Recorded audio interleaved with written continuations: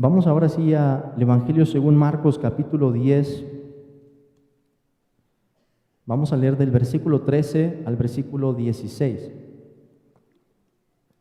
Evangelio según Marcos, capítulo 10, versículo 13. Así dice la palabra de Dios. Y le presentaban niños para que los tocase.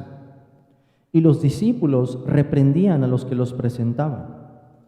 Viéndolo Jesús, se indignó y les dijo: Dejad a los niños venir a mí, y no se lo impidáis, porque de los tales es el reino de Dios. De cierto os digo, que el que no reciba el reino de Dios como un niño, no entrará en él. Y tomándolos en los brazos, poniendo las manos sobre ellos, los bendecía. Amén, hermanos. Pueden tomar su asiento.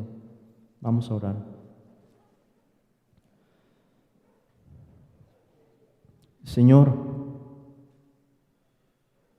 Dios de luz, te rogamos que esta mañana nos des luz en tu verdad por tu Espíritu, para que podamos entender lo que dice este pasaje y podamos tener también, Señor, esa clase de actitud en la que recibimos tu reino como niños. Ayúdanos a entender tu palabra y a ponerla por obra. Te lo pedimos en el nombre de Jesús. Amén. Justo como lo encontrábamos en ese último himno que cantábamos hace un momento, la gloria de la cruz. Una característica distintiva de la predicación de nuestro Señor Jesús fue el uso de la paradoja. La paradoja, hermanos, es una forma de presentar una verdad a través de una declaración que es aparentemente contradictoria. En dos términos que pensaríamos, estas cosas suenan contrarias. Como les decía hace un momento, la idea de la gloria y la idea de un instrumento de muerte lleno de sangre. Piensen, por ejemplo, en las palabras del Señor: el que se enaltece será humillado, el que se humilla será enaltecido. Ese es un ejemplo aparentemente contradictorio. El camino hacia abajo, está diciendo Cristo, es el camino hacia arriba. El camino hacia arriba es el camino hacia abajo. No hay contradicción, pero cuando lo oímos se siente una tensión entre esas dos palabras o en esa frase. ¿Les viene a la mente, hermanos, algún otro ejemplo en el que encontremos alguna paradoja? Un ejemplo por excelencia es las bienaventuranzas en el Sermón del Monte. Jesús dice: bienaventurados los pobres en espíritu, porque de ellos es el reino de los cielos. Primero, es paradójico que el Señor diga que son dichosos, felices, benditos los pobres en espíritu, y después que nos diga que son los pobres en espíritu los que tienen el reino, los que poseen el reino. Bienaventurados los que lloran, porque ellos recibirán consolación. O como lo hemos visto también en Marcos, el Señor había dicho: porque todo el que quiera salvar su vida, la perderá. Y todo el que pierda su vida por causa de mí y del Evangelio, la salvará. Y en una porción más adelante, habíamos visto: si alguno quiere ser el primero, será el postrero de todos y el servidor de todos.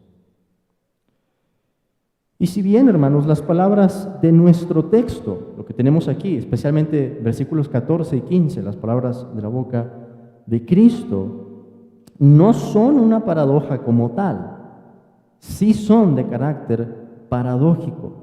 Porque ¿quién diría que para recibir un reino tenemos que hacernos insignificantes? Esas dos cosas parecen contrarias. ¿Quién diría que solo los niños, en un sentido figurado, son los que entran al reino?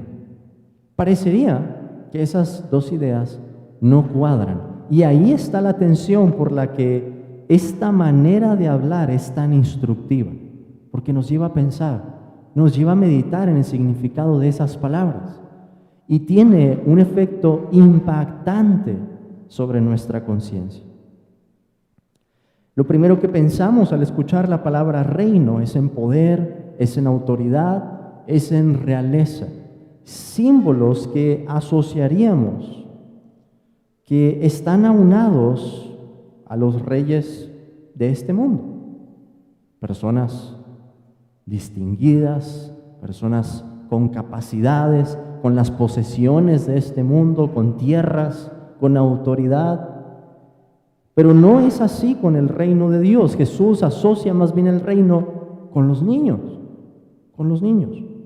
Y en esta sección del Evangelio hemos estado aprendiendo qué es lo que Jesús demanda de sus seguidores, lo que Él quiere de sus discípulos. Recuerden esa sección que comenzaba con la sanidad de un ciego y va a terminar después con la sanidad de otro ciego. Tiene la intención de enseñarnos cuál es el camino del discipulado, cómo se ve el carácter de los seguidores de Cristo. Así que en esa porción encontramos diferentes instrucciones.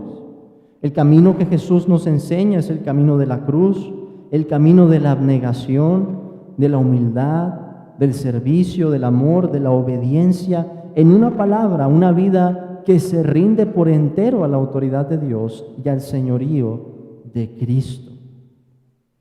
Y esto es congruente con la idea del reino, porque este reino, el reino de Dios, trae consigo demandas que son de carácter ético. El reino de Dios nos urge a responder de una manera. Desde un principio del Evangelio según Marcos habíamos visto esto. En cuanto el Señor comienza su ministerio, dice: el reino de Dios se ha acercado, arrepentíos y creed en el Evangelio. En cuanto Cristo comienza la proclamación del reino, ya desde ese momento el Señor nos está enseñando cuál es la forma en que debemos responder. Pero ahora, de una manera más particular, Cristo está enseñando esto a sus discípulos. ¿Cómo se ve el reino en nuestras vidas? ¿Cómo se ve el reino en el corazón del hombre? ¿Cómo deberíamos responder a lo que Dios nos ofrece en Cristo? ¿Cuál es la actitud que es agradable para Dios? En la predicación pasada consideramos cómo se ve esto en el matrimonio. Y ahora, hermanos, parecería que Marcos nos lleva más adentro del hogar, por así decirlo, para considerar ahora qué relación hay entre el señorío de Cristo, los niños y el camino del discipulado. Así que lo que vamos a encontrar en este pasaje son varias lecciones que están entretejidas. Vamos a aprender más de cuál es el corazón de Cristo. Vamos a ver más de cuál es la naturaleza del reino, el reino que Dios trae. Y también qué es lo que este reino demanda, cuál es la actitud con la que este mensaje nos urge a responder. Y vamos a ver eso en tres partes en nuestro pasaje. Y esto a través de los niños. En primer lugar, versículo 13, vamos a ver cómo los niños son rechazados. Vamos a ver después cómo los niños son recibidos, versículos 14 y 15. Y vamos a ver en el versículo 16 cómo los niños son bendecidos. Los niños rechazados, versículo 13. Los niños recibidos, versículos 14 y 15. Y los niños bendecidos, versículo 16. Así que veamos nuestro pasaje entonces en esas tres partes. Y la manera en que comenzamos esto es con una conjunción. Tenemos una nueva escena y nuevos personajes. Ahora aparecen los niños que ya habían aparecido en una porción anterior. Y ahora se vincula esa escena en la que Jesús había hablado del matrimonio y del divorcio con lo que encontramos aquí. Y la conjunción es la conjunción y. Entonces, podemos deducir que esto ocurre allí mismo, en la misma región. Que Cristo dice estas palabras en el mismo lugar, como nos dice Marcos, capítulo 10, versículo 1, en la región de Judea y al otro lado del Jordán. Que el Señor estaba en ese mismo momento, en ese mismo lugar, cuando transcurre esta nueva escena. Y por la forma en la que está redactado, que hay una relación con la escena anterior. Yo diría una relación quizá en la actitud, en las demandas que el reino impone sobre nosotros, que Cristo impone sobre nosotros en el camino, pero también, curiosamente, en la forma en la que Marcos entreteje esta sección. Pasamos del matrimonio a considerar después a los niños o a los hijos, por llamarlo de esa manera. Y lo primero que encontramos es que le traían a los niños, que es la idea de que le presentaban. El verbo puede traducirse de esa manera. Probablemente se trataba de los progenitores de esos niños, o al menos podemos decir de parientes que estaban interesados en el bienestar de sus almas. ¿Y cómo sabemos eso? Porque Marcos nos dice de cuál era el propósito por el que traían esos niños: para que los tocase. Y en el texto en griego, hermanos, el verbo tocar está acomodado de tal manera que resalta en el enunciado. ¿Por qué ocurre eso? Creo que hay dos razones. En primer lugar, querían que sus hijos, si es que eran sus hijos, o cualquiera que haya sido la relación que tuvieran con esos niños, estuvieran tan cerca de Cristo como fuera posible. Los discípulos se presentan aquí como una especie de barrera, están deteniéndolos. Y estas personas quieren que sus niños lleguen hasta Cristo y que sea Jesús mismo el que ponga sus manos sobre ellos. Entonces, en primer lugar, que estuvieran tan cerca como fuera posible, pero esto parece tener también un sentido teológico.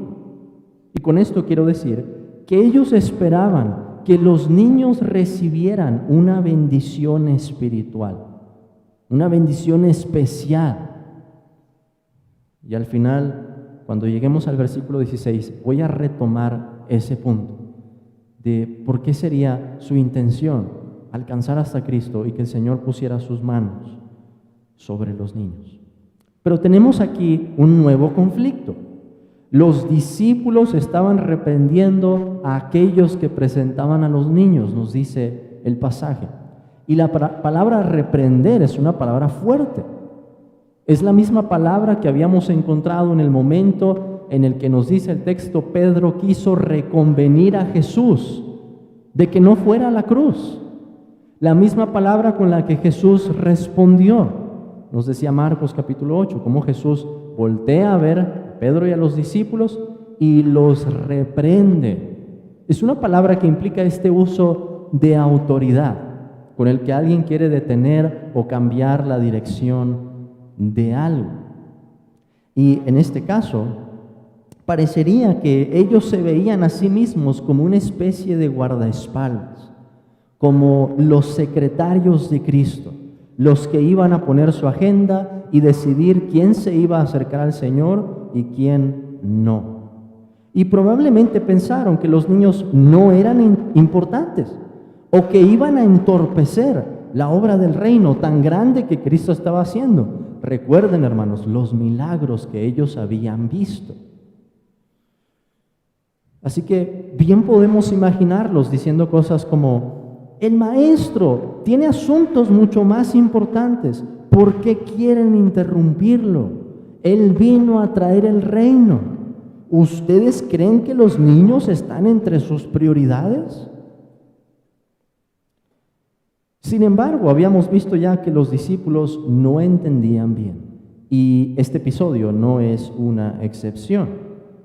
Los discípulos tenían un conocimiento parcial, se habían equivocado ya varias veces, y lo mismo ocurre en este punto. Se equivocan también en esto, algo que Jesús, hermanos, utiliza para enseñarles una lección, como siempre lo había hecho el Señor Jesús. Utilizaba esas situaciones cotidianas que aparentemente eran muy terrenales para trasladar esa situación y darles una lección espiritual, una lección profunda. Y es así que llegamos a la segunda parte. Vamos a ver cómo los niños son recibidos. Versículos 14 y versículo 15. Lo primero que llama la atención es que en el momento en que Jesús está viendo esto, nos dice el pasaje, Él se indignó.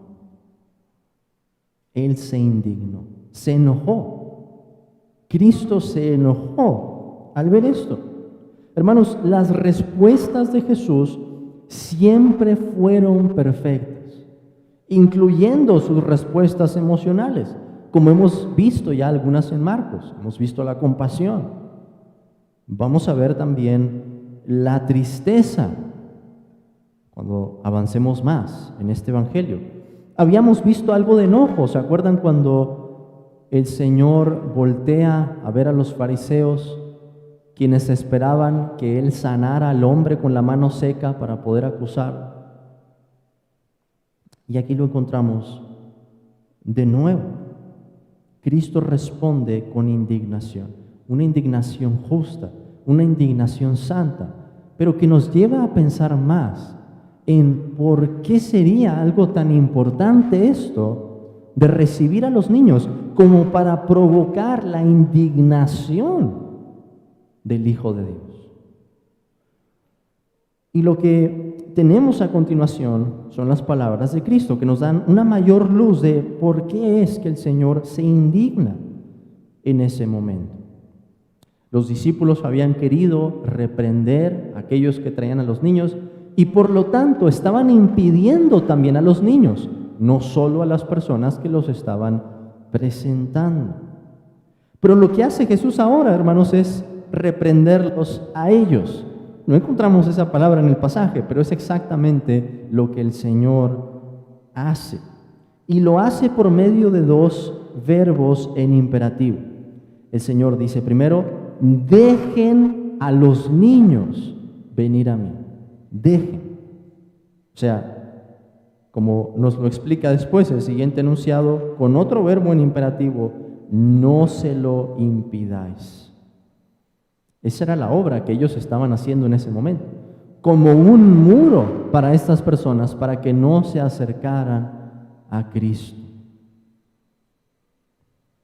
Y así, hermanos, estaban estorbando las almas de estos pequeños.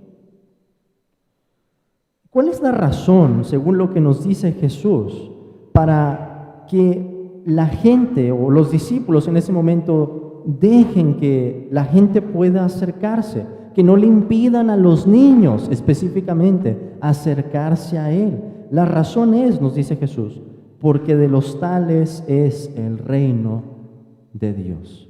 De los tales.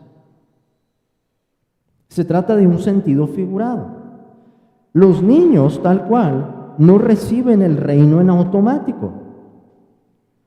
Pero es este lenguaje, hermanos, con el que Cristo nos da esas lecciones profundas.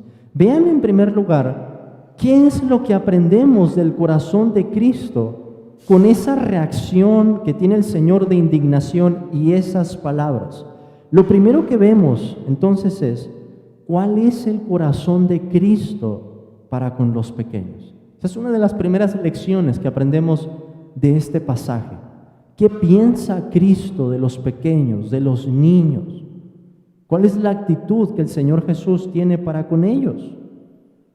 Cristo, hermanos, quiere que los niños se acerquen a Él y que no haya ningún impedimento para que ellos puedan acercarse. Y aunque los discípulos no parecían entender esto, la actitud de Jesús está en completa armonía con el Antiguo Testamento.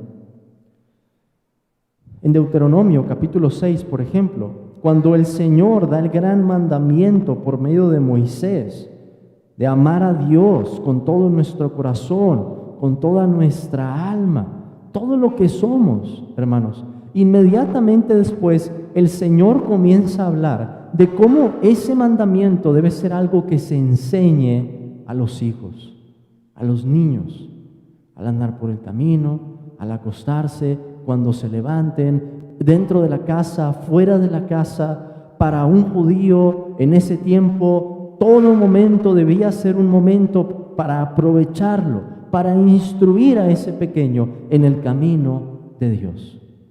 Incluso las fiestas que se celebraban en el Antiguo Testamento tenían una función o un momento para instruir a los niños. Los niños iban a preguntar en la Pascua, por ejemplo, les dice el Señor, ¿qué es esto? ¿Por qué estamos celebrando esto? ¿Por qué estamos comiendo hierbas amargas y este pan? ¿Cuál es el sentido de esto?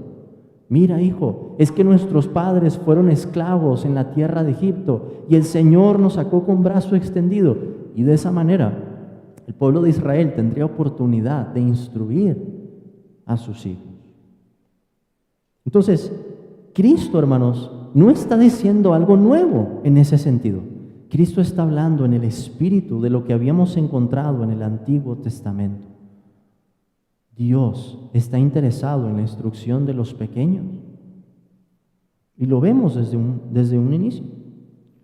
Dios está interesado en la salvación de los pequeños y no solo en la salvación de los adultos.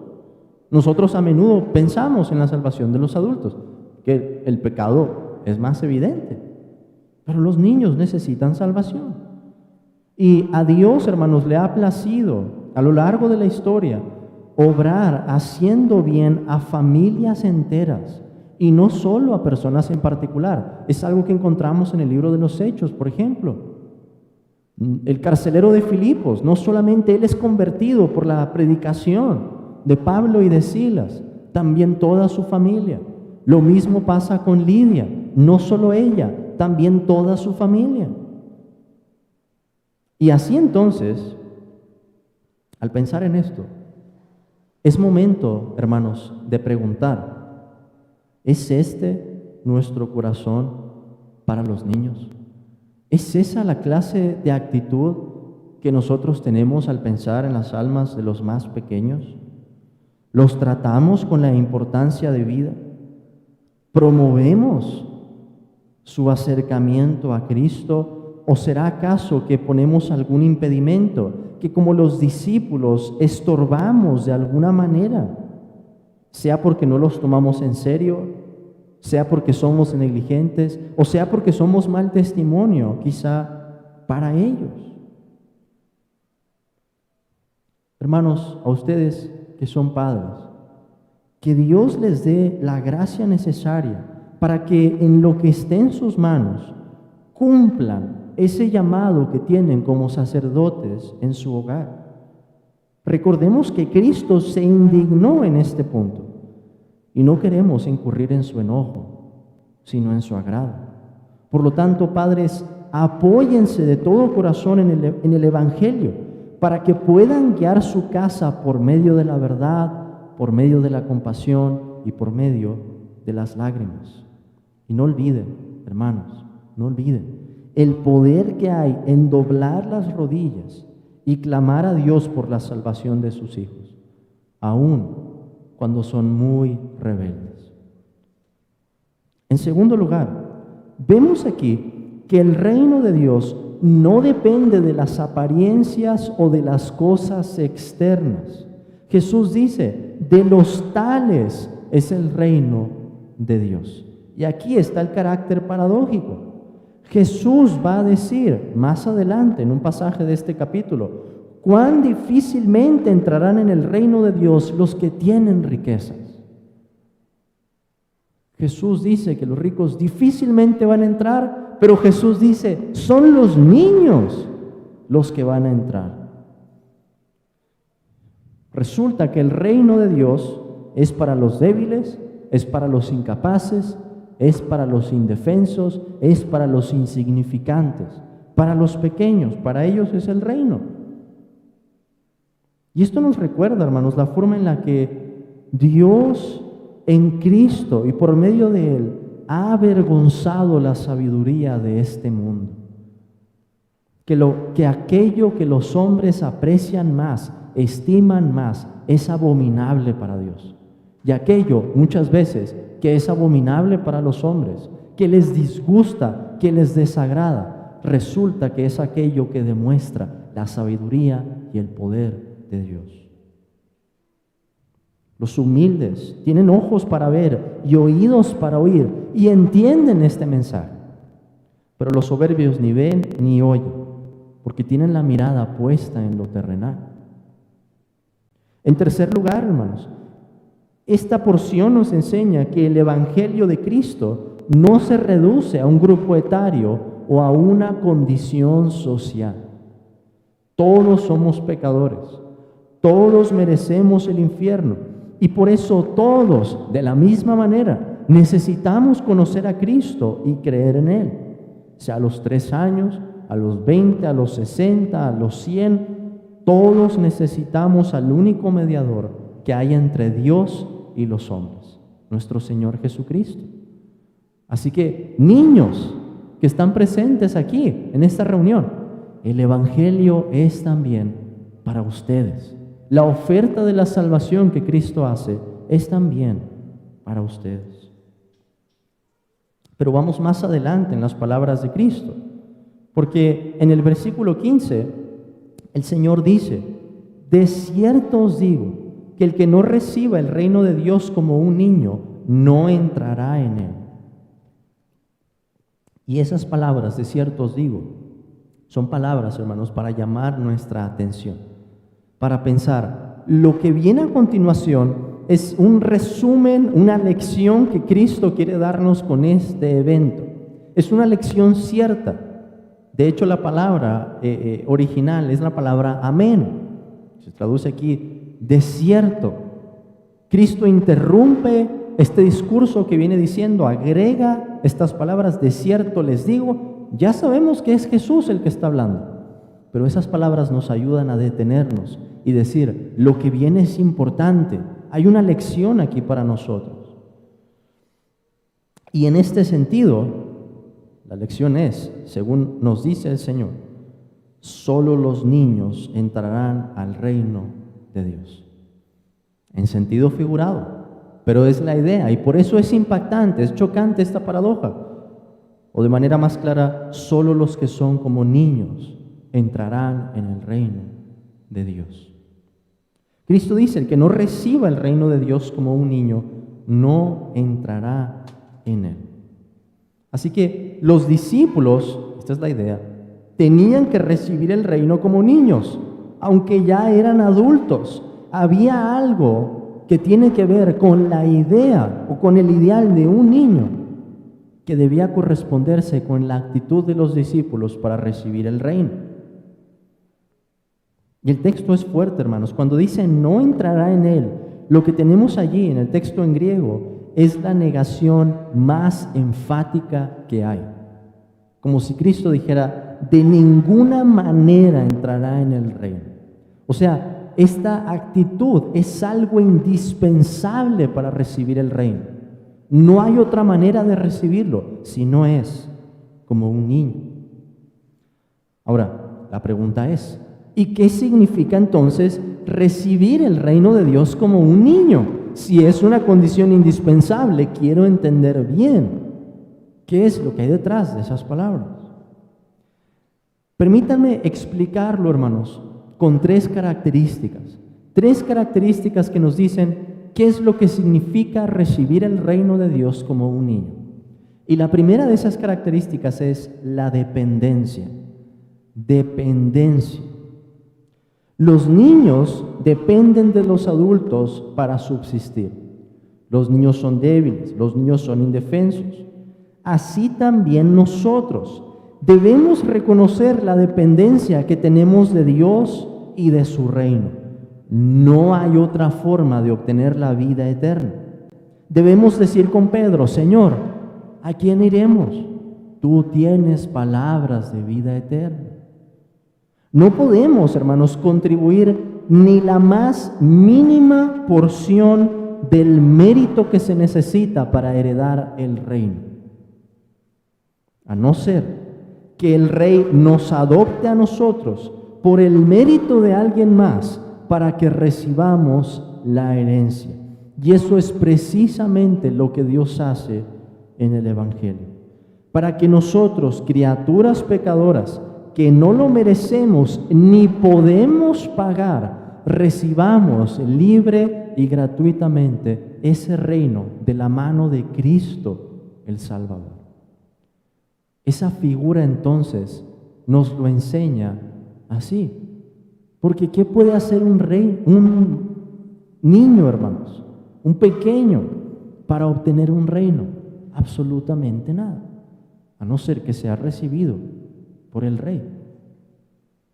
En segundo lugar, además de dependencia, esto de recibir el reino de Dios como un niño nos enseña que la actitud con la que hay que recibir el reino implica confianza.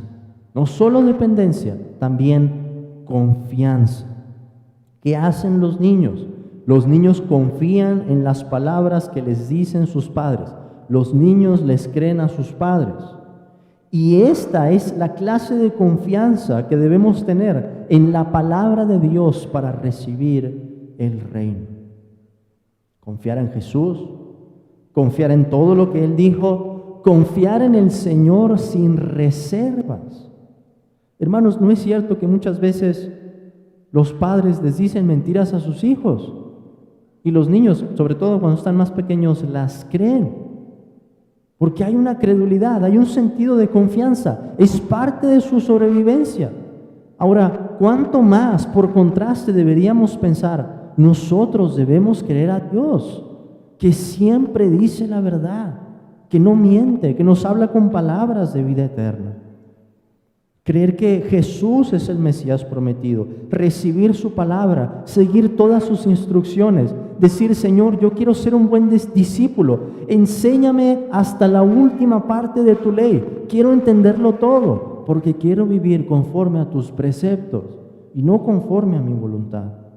Esa clase de confianza, hermanos. Pero por último, déjenme agregar una tercera característica aquí, y esta es el asombro. Dependencia, confianza y, en tercer lugar, asombro. Los niños tienen una capacidad de asombro muy especial. Tristemente, nosotros como adultos la vamos perdiendo. No debería ser así, porque para recibir el reino se requiere una actitud de asombro. ¿Cómo creen que reaccionaría un niño si en ese momento le dijeran: hijo, tengo un reino para ti? Es un reino inmenso, es un reino en el que hay personas de todo pueblo, lengua, tribu y nación. Es un reino perfecto, hijo, en el que no hay pecado y en el que nada puede perturbar.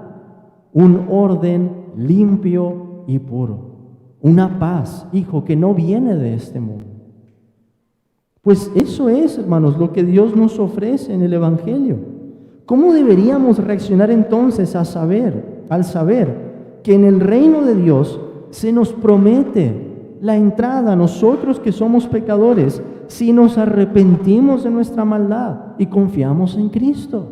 ¿Cómo deberíamos recibirlo? Deberíamos decir: ¿en serio es para mí también un reino de esa naturaleza? ¿Me estás diciendo que el Dios que hizo los cielos y la tierra, el que sostiene a las galaxias que hay en este momento y los hoyos negros, de la misma manera en que sostiene a las hormigas, a los virus, a los hongos, a las bacterias, a los protozoos, a los priones y todos esos organismos que ni siquiera podemos ver, me ofrece a mí vivir con Él en su reino? Esa es la oferta del Evangelio. ¿Cómo hay que recibirla? Con asombro, como un niño. ¡Wow! Por supuesto que lo quiero. Pregunto, ¿te describen esas características? ¿Has recibido ya el reino? Porque ¿saben algo, hermanos? Podríamos oponer o voltear, contrastar estas características y pensar que la incredulidad se ve así, pero al revés. El pecador muestra lo opuesto. En lugar de dependencia, quiere ser una criatura autónoma, independiente, cuando es imposible. En lugar de confianza hay incredulidad. En lugar de asombro hay desprecio. ¿Cómo que un reino? ¿Me estás hablando de un ser, de un espíritu que no puedo ver?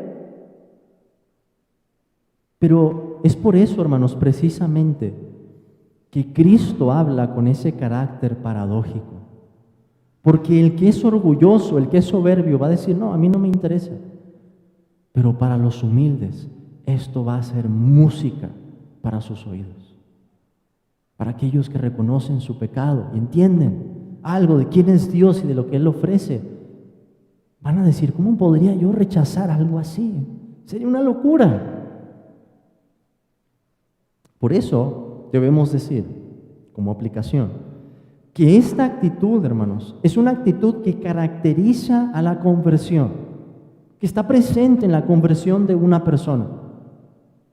Que el pecador, cuando se arrepiente y cree, recibe el reino de Dios de esta manera, con dependencia, con confianza, con asombro. Pero también deberíamos agregar que hay que luchar para que esta clase de actitud esté presente siempre en los que ya hemos sido convertidos, en los que ya hemos entrado al reino de Dios, porque así se ve un discípulo de Cristo.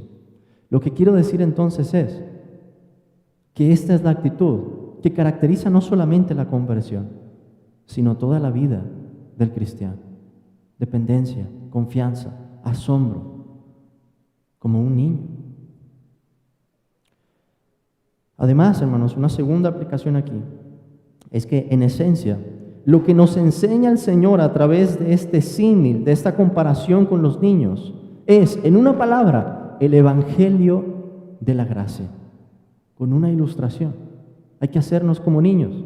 Pero en resumen, ¿qué nos está enseñando Cristo? La forma en que debemos recibir el evangelio de la gracia, que no puede ser por nuestros méritos, que no puede ser por nuestras obras, que es de la misma manera en la que el niño recibiría el reino. Y al final, con esto llegamos a nuestro tercer punto, al versículo 16. Vemos cómo esos niños que empezaron lejos, que después son acercados por la palabra de Cristo, terminan siendo bendecidos en el versículo 16. Nos dice el pasaje, y tomándolos en los brazos, poniendo las manos sobre ellos, los bendecía. Noten el progreso que hay en esa escena. Los niños empezaron lejos, había esta muralla que eran los apóstoles, los discípulos. Pero al final, hermanos, vemos a Cristo con los niños en sus propios brazos. Y aquí es donde yo les había dicho en un principio que creo que hay algo muy especial. No voy a ser dogmático en lo que significa, pero sí quiero ser dogmático en que es algo muy especial lo que encontramos en la escena. ¿Por qué? Porque el final parece encerrar una importancia trascendental. Piensen en lo que nos ha dicho Marcos, y quiero que vayan a dos pasajes de cuál es la implicación de que Jesús toque a una persona. Marcos capítulo 5, versículo 23. Marcos 5, 23. Jairo le dice al Señor acerca de su hija: mi hija está agonizando, ven y pon las manos sobre ella para que sea salva y vivirá. Y así lo hizo el Señor, en el versículo 41, y tomando la mano de la niña le dijo: Talita cumi, que traducido es niña, a ti te digo, levántate. Lo mismo encontramos en Marcos capítulo 7, versículo 32. Y le trajeron un sordo y tartamudo, y le rogaron que le pusiera la mano encima. ¿Por qué la gente, hermanos, en el Evangelio según Marcos tenía esta idea?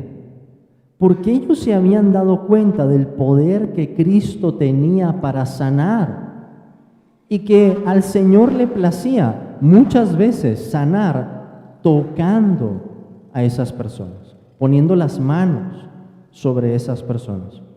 Por lo cual podemos deducir, esta gente quería traer al Señor estos niños. Recuerden las palabras del versículo 13, para que los tocase, pensando, hermanos, que ellos iban a recibir una bendición especial por el poder que Cristo tenía.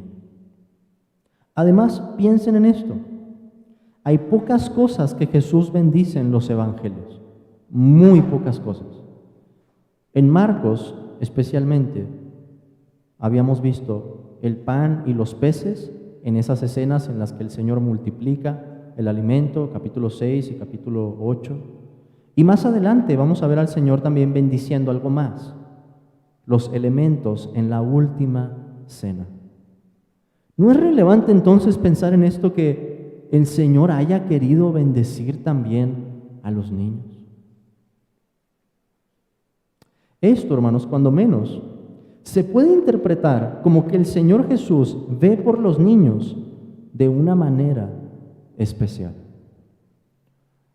En el estudio voy a decir algo más de lo que creo que esto implica, pero al menos deberíamos decir esto: Jesús está haciendo algo especial en esta escena, nos sigue mostrando más de su corazón. ¿Y qué es lo que Él piensa de los más pequeños?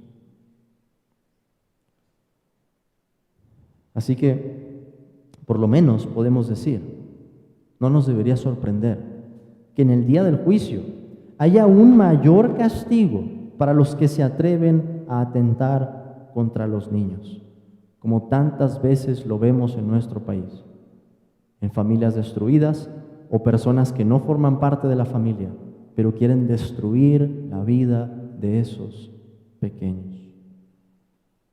Lo vemos en los secuestros, las desapariciones, casos de abuso, maltrato, y lo vemos también en la abominación del aborto.